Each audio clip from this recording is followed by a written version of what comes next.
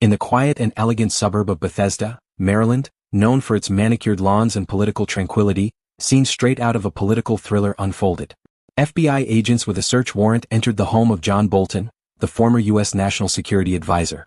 This event has shaken the Washington establishment and opens a new dark chapter in the life of one of the most hawkish and controversial figures in American politics.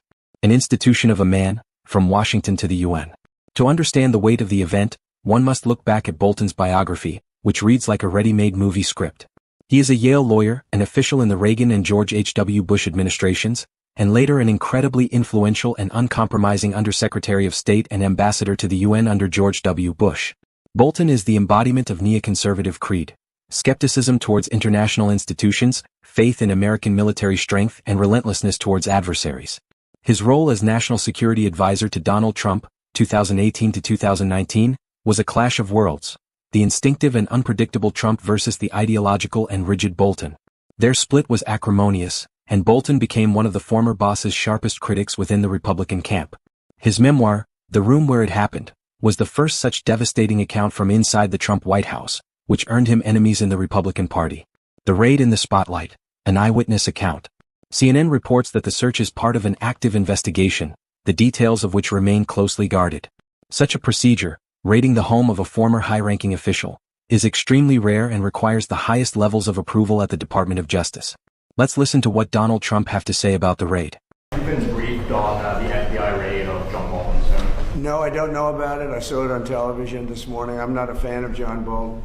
He's a real sort of a lowlife. He could be a very unpatriotic guy. I mean, we're going to find out. I know nothing about it. I just saw it this morning. They did a raid. Do you expect the DOJ to brief you on this? Yeah, they'll brief me, probably today sometime. The most vivid description of the event comes from George Conway, a prominent lawyer and Trump critic who is also Bolton's neighbor. In an interview with MSNBC's The Weekend, he recounted what he saw. This wasn't some small group of agents, Conway stated. It was a serious professional raid. They came in multiple vehicles, they were methodical and precise. His account leaves no doubt. The FBI did not show up without specific, strong evidence or a warrant approved by a judge. Conway noted that agents were carrying out boxes of materials, suggesting investigators secured significant evidence. The political dimension, a civil war within the Republican Party. The political dimension of this incident is a ticking time bomb. For Trump supporters, Bolton has long been a traitor and the embodiment of the deep state. They will use this case as proof that the system persecutes true conservatives, while turning a blind eye to the allegations against Trump himself. For the Republican establishment, this is another blow and a source of deep division. Bolton represented their traditional interventionist wing in foreign policy. His embarrassment weakens this faction and strengthens Trump's isolationist flank. Bolton himself, through his lawyer, has denied any wrongdoing and promised full cooperation.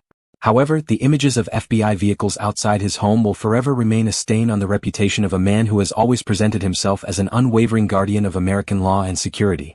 Summary and analysis, the essence of the event.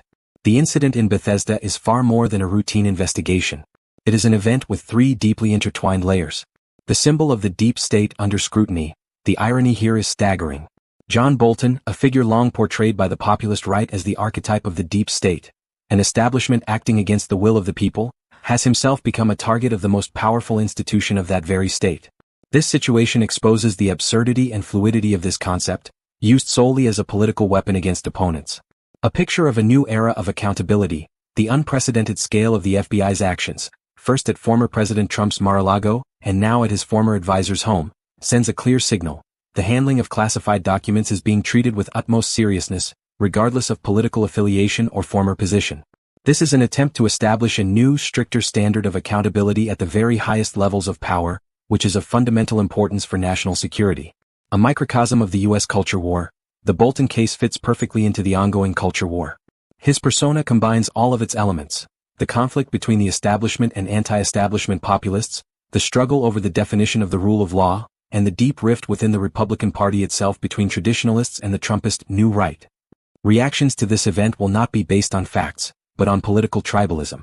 For some, Bolton will be a victim of a conspiracy, for others, a hypocrite brought to justice.